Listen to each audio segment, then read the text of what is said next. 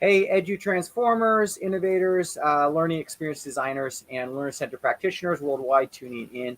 Welcome to day 7, I believe it is, of our 12 days of PBL. I am joined by a esteemed friend, colleague, and someone who is, I think, a mastermind behind the scenes of learning experience design. Ashely, welcome. Hey Kyle, good to see you. Nice to see you. So, I think some people have heard of Verso, hmm around the international community. But if you could sum it up, like, what do you think? What makes Verso so special and Verso kind of so different? Would you say? hmm Yeah, it's a good question. Honestly, in a nutshell, I feel like Verso is the change that we all know is, required. We've all known this as educators for so long, but to create that change from the ground up is really necessary. To create it from the top down in systems that are already in place is a real Hmm. challenge. We've all done it in traditional schools, and recreating those systems is just a huge headache. So to create it from the ground up, we get to implement all these things, Hmm. research based, you know, from the get go. So it's awesome. Yeah, and really will say, having been there and visited and having worked with your team, it really is being built from the ground up, Yeah. which is, everyone's kind of dream for, these kind of very deep project-based learning experience. Call it what you want. You guys do a lot of design thinking there as well. And I wanted to zoom in a little bit on spaces because we could zoom in many areas, but, that's something that really strikes me when you go to Verso is the way in which the space is laid out.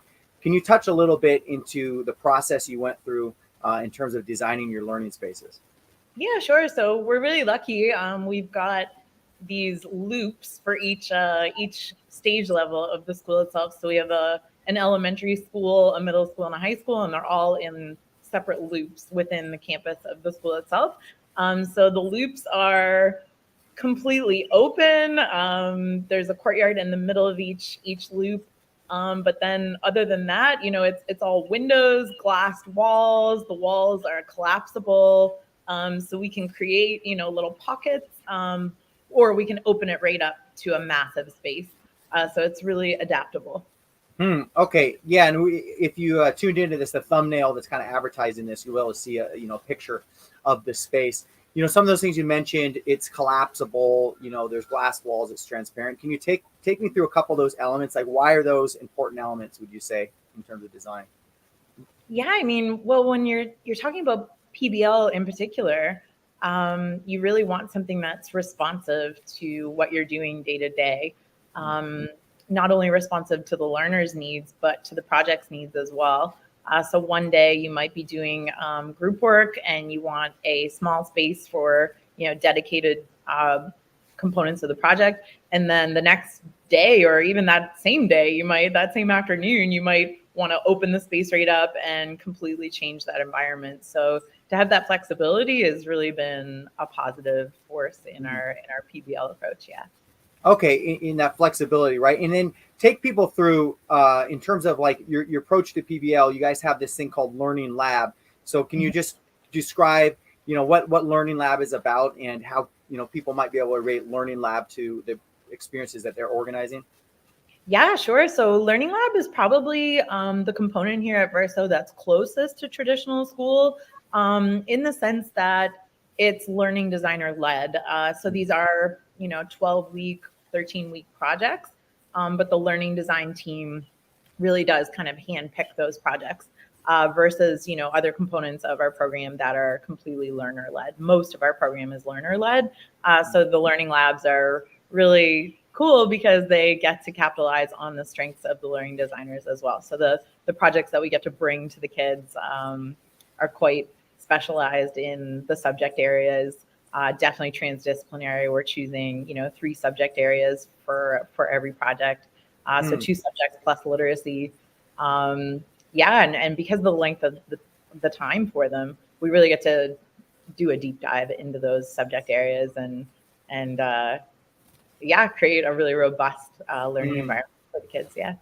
Okay, and then so those subjects are kind of coming together, and I guess with the space is the idea that you have this one general space, all the kind of learning designers are working together, or are they breaking out into doing independent lessons or whatnot, throughout the learning lab? Yeah, it's hard to imagine, I guess, but it really does change depending on what the needs of the project are.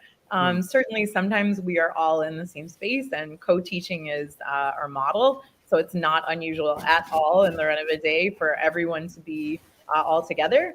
But Learning Lab is, around 2 hours a day. So to spend that much time in a full group, it's not necessarily the most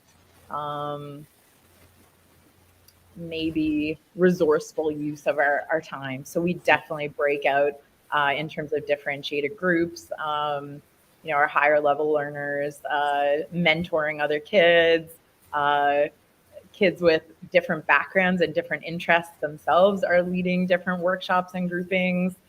So yeah, it really is adaptable depending on whatever the needs of the project are. Great. And we talked a little bit about those, in the previous days about different diverse learning needs and how you meet those. And, having visited your space, I could see that there was a main group they were chatting with the students, the learners, about some potentials, how they can be more efficient with their time, and kids were sharing their solutions. But then there are also small breakouts where the learning designers were able to work with smaller groups of students, which is, nice to have that flexibility, but then support, different learners with different needs. So great. We talked a little bit about the learning spaces. It's got to be flexible. It's collaborative, as you mentioned too, because you have learning designers working together with these students. I saw too as well. Do kids have their own space in there? Because I saw at one point there was like in the corner someone working on some upcycling project or some fashion thing, and they had their own, mannequin. Do kids have their own space within that? Yeah, there? that's the great thing about the size of the school. It's massive, so we've got so much space to work with. So yeah, we're able to kind of develop these little pockets depending on what the kids need. So two of the learners actually, for their personal projects, they chose to do like upcycling for fashion. And so yeah, we were able to create a little pocket for them of used clothing and sewing machines and mannequins, and they've got whiteboard A-frames to present their process on.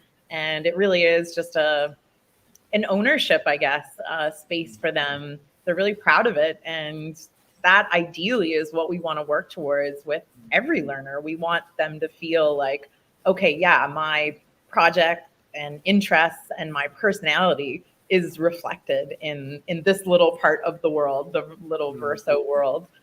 They certainly have their own independent spaces for working during their projects, but ideally, yeah, like to have that showcase space that they're working on, so to have it one and the same, so that they don't have to move anything come showtime. Okay, great. So yeah, this piece of ownership is nice, right? Because sometimes, we'll create these environments, these classrooms that really are centered around the teacher and what the teacher likes, and plastering the walls. That's something I noticed in Verso. It's like no one owns, like it's kind of co-owned space, right? Nobody has a classroom space. So, yeah. Okay, so that takes some getting used to, I guess, for the teachers. Is that 100%. something that? Okay, Yeah. so it's the process of getting used to that. It really is. And, like the learning designers were always shifting who we're teaching with. So one term you might be teaching grade 5, 6, the next term you might be 7, 8, depending on what your background is. So, to be able to pick up your laptop and move day to day is crucial, and to be able to be flexible with that and not view it as a challenge, I guess. Yeah, because it is a challenge at the end of the day. Like, for sure, we're used to having our little worlds, right, within a set of classroom walls. Yeah, so I think the space kind of mirrors the mindsets we're trying to get to, right? This adaptability, flexibility. And the learners, I find, maybe you found the same thing, are willing to go there sometimes even quicker than the adults, because they're always having to shift around anyways. 100%. Yeah. Class to class. Okay, so let's then, as we're closing this up, I think it wouldn't be fair if you didn't share a little bit of the challenges that also you face, because some people might think, okay, we build these spaces, we run these projects, and it's just rainbows and butterflies, kids, everyone magically, goes to the right place. So what are some challenges, and maybe what are some tips maybe to overcome those? Sure. Yeah. So I think at the start, we had this vision of let's do school differently. We've got this opportunity. Let's open the space right up. It's going to be amazing. And so we did that, and and number one, because of all of the glass and windows and flexible wall spaces, we don't have any display areas. We didn't really think of that. So everything is whiteboards, erasable. So where are the display areas? So we had to factor that in afterwards. Which isn't an issue, but it's just something to consider, right? What is the end goal here? It's not all process. Some of it really is product. So to be thinking of that end piece of showcasing. And then a big one for me was because it's so open and you might be doing, part A of the project in one corner and part B and part C, and there's different groupings. There's always something going on and you can see everything. So, thinking of learning needs, that's really distracting. So to have little pockets, and our modular furniture has really helped with that because we can create little spaces of, okay, if you need, a more calm environment, you can kind of, tuck away into a little nook. And it's not that nook is there forever. It's just there for that functionality of whatever that learning experience is. So yeah, I think to have the movability of the modular furniture has been a real win for us. Okay, so a couple of things: having a showcase area, an area somewhat of permanence, right? Because it could feel quite disoriented if it's always kind of process oriented. And then with that same token, speaking of disorienting for a kid, maybe who needs that calmer space. Yeah. If there's always something going on, it's a little bit distracting. So for people to maybe consider how they create that. I guess the last thing is just any tips, anything else that you'd like to share. There's a lot of people listening to this who are just, looking for ideas where to start, and where might they start with their own kind of classroom if they just have a classroom space. Yeah. I'm talking to you from my grade 8 math space, and, I've sectioned it off. So it is a smaller space, and I have 8 learners in this section. So, we do have kind of a lounge area with, chairs and couches and a carpet and a coffee table and a TV. And we spend half the class here just chilling out, relaxing. And within this room, we also have workspaces and, supply cubbies, all the typical things. But then, we have a coffee corner. The kids can go and make tea and, hot chocolate. And I think comfort is a real plus, to have lots of plants and to be able to kick off your shoes and relax and bring that level of, we're all kind of friends here. We're all a family here. We're all leaning on each other. It's a safe space. So that's one part of it. And then I think the second part of it is, to create purpose, to really think about what is the purpose of the space. So I have this corner, this comfy lounge area, because the purpose is I want them to be chill. I want them to approach math in a relaxed fashion, not in a, the traditional rigid math fashion. So one thing we learned is, signage is key in these flexible learning environments. If you change the purpose of a space, put up a sign, and to put up the expectations perhaps of that space as well. So learners are really clear on what it's for, the intention of the space, and what it's not for as well. So that's been really helpful. Yeah. And I think it would be a miss if we didn't chat a bit about how it was all designed, because I think, didn't you work in a design thinking process with IDEO and everything to kind of come up with this space? 100%. Yeah. The school hired IDEO, which is a major design firm. I believe this is the first school they've done. So to think about, it was just a plot of land, and they've created this specifically for our needs, which really mirrors our whole approach at the school. The design thinking cycle, you want to think about your end users and really consider what their needs are.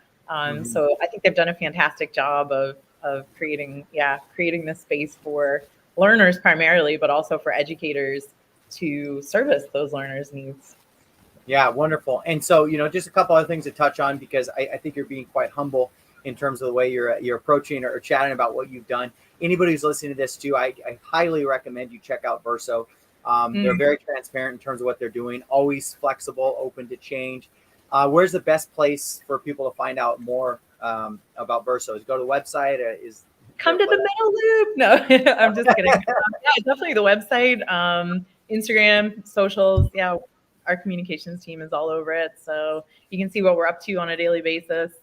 Yeah, absolutely. Okay. Reach out to us. I mean, we're all happy to be part of the learning community. So yeah, super. And I'm just going to give a quick plug for anybody who is considering this 21st Century Learning Conference. If you're listening to this, and especially if you're in Asia, I believe Verso is hosting that, right?